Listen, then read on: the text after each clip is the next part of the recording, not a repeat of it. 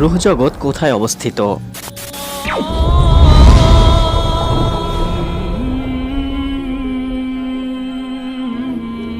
আসসালামু আলাইকুম রহমতুল্লাহ। Dear audience, রূহ শব্দটি পবিত্র কোরআনে কারিমে অন্তত 23 বার এসেছে। বাংলা ভাষায় এর অর্থ হলো প্রাণ বা আত্মা। রূহ হলো সেই অলৌকিক বস্তু যা মানুষের ভেতরে ফু দিয়ে প্রাণ সঞ্চার করা হয়। রূহ এমন অশরীরী বস্তু যা কারো কখনো দৃষ্টিগোচর হয় না। কিন্তু মজার বিষয় হচ্ছে, এই অশরীরী রূহ দৃষ্টিগোচর না হলেও প্রত্যেক প্রাণীর শক্তি ও সামর্থ্য কিন্তু এই রূহের মধ্যেই লুকায়িত। এই রূহ দেখতে কেমন বা তার প্রকৃত রূপ কি, এটা কেউই জানে না।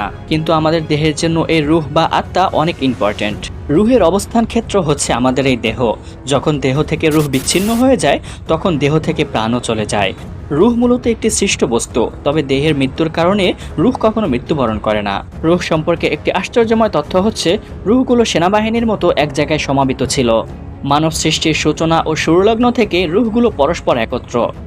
এই ব্যাপারে হাদিসে পাওয়া যায়, হযরত আয়েশা রাদিয়াল্লাহু তাআলা আনহা থেকে বর্ণিত, তিনি বলেন, আমি নবী করিম সাল্লাল্লাহু আলাইহি ওয়াসাল্লামকে বলিতে শুনেছি। তিনি বলেন, সব রূহ সেনাবাহিনীর মতো একত্রে ছিল। সেখানে তাদের যেসব রূহের পরস্পর পরিচয় ছিল, এখানেও তথা ইহজগতেও তাদের মধ্যে পরস্পরের পরিচিতি থাকবে। আর সেখানে যাদের মধ্যে পরস্পর পরিচয় হয়নি, এখানেও তাদের মধ্যে পরস্পর মতভেদ ও মতবিরোধ থাকবে। আর উক্ত হাদিসে সমস্ত রূহগণ একসাথে সেনাবাহিনীর মতো ছিল, এর দ্বারা আলমে রূহের কথা বোঝানো হয়েছে তথা রূহ জগতের কথা বোঝানো হয়েছে। আবার সেই রূহ জগতে যখন আমরা সবাই একত্রিত ছিলাম, তখন মহান আল্লাহ রাব্বুল আলামিন আমাদের সবাইকে উদ্দেশ্য করে বলেছিলেন, আমি কি তোমাদের প্রভু নই? তখন আমরা সবাই একত্রিত এক স্বরে একসাথে বলেছিলাম, কেন নয়, জি আপনি আমাদের প্রভু। আর এই প্রসঙ্গে সূরা আরাফের 172 নম্বর আয়াতে মহান আল্লাহ রাব্বুল আলামিন ইরশাদ করেন, আর স্মরণ করো যখন তোমার রব বনি আদমের পৃষ্ঠদেশ হতে তাদের বংশধরকে বের করলেন এবং তাদেরকে তাদের নিজেদের উপর সাক্ষী করলেন যে, আমি কি তোমাদের রব নই? তারা বলল, হ্যাঁ, আমরা সাক্ষ্য দিলাম আপনি আমাদের রব।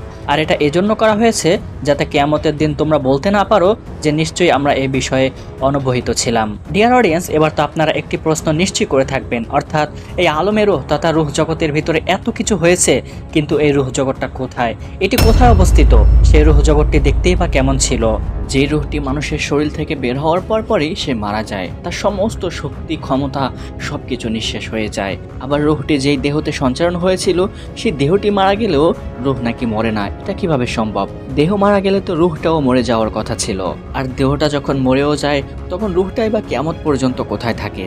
তো ডিয়ার অডিয়েন্স, এমন হাজারো প্রশ্ন হয়তো আমাদের মনে উকি দিয়ে থাকবে। হয়তো দেহ মরে যাওয়ার পরে কিয়ামত পর্যন্ত মানুষের রূহটা কোথায় থাকে, এই বিষয়টি নিয়ে আমরা অন্য কোনো ভিডিওতে আলোচনা করব ইনশাআল্লাহ তাআলা। আপাতত আমরা এতটুকু বুঝি যে আমাদের শরীর যখন মারা যায়, তখন রূহটা মারা যায় না কেন? ডিয়ার অডিয়েন্স, আত্মা ও রূহ নামে যে বস্তুটি রয়েছে, এটি মূলত দুই ধরনের। একটা হচ্ছে জীবাত্মা, আর এটা কোনো মানুষের একক বৈশিষ্ট্য নয়, এটা প্রত্যেক প্রাণীরই আছে। দুনিয়াতে যত প্রাণী আছে তাদের সবারই জীবাত্মা আছে, তাদের অঙ্গ প্রত্যঙ্গ আছে, তাদের জীবন ধারণ করতে হয়, আবার একদিন তারা মারাও যায়। আর এই মারা যাওয়ার সম্পর্কটাই মূলত জীবাত্মার সাথে। আর দ্বিতীয়ত হলো পরমাত্মা, যেটাকে স্বাভাবিক পরিভাষায় রূহ নামে আখ্যায়িত করা হয়। এই রূহ শুধু মানুষেরই বৈশিষ্ট্য। মহান আল্লাহ রাব্বুল আলামিন অন্য কোনো প্রাণীকে এই রূহ দেননি।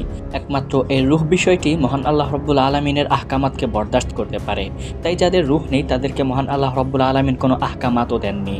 আর এই রূহ বা পরমাত্মার মৃত্যু হয় না। বাহ্যিক রূহ সঞ্চারক দেহের মৃত্যু হলেও এই রূহ কিয়ামত পর্যন্ত জীবিত থাকে।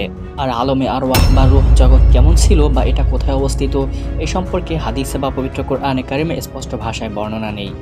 আর চিন্তা ভাবনা করে বা ধারণা করেও এই বিষয়টির ব্যাখ্যা করা সম্ভব না, কারণ রূহ বা পরমাত্মা দেখতে কেমন আমরা সেটা জানি না। এটি আমাদের দৃষ্টিগোচর হয় না। যদি হতো, তাহলে অবশ্যই ধারণা করে হলেও আমরা কিছু বলতে পারতাম।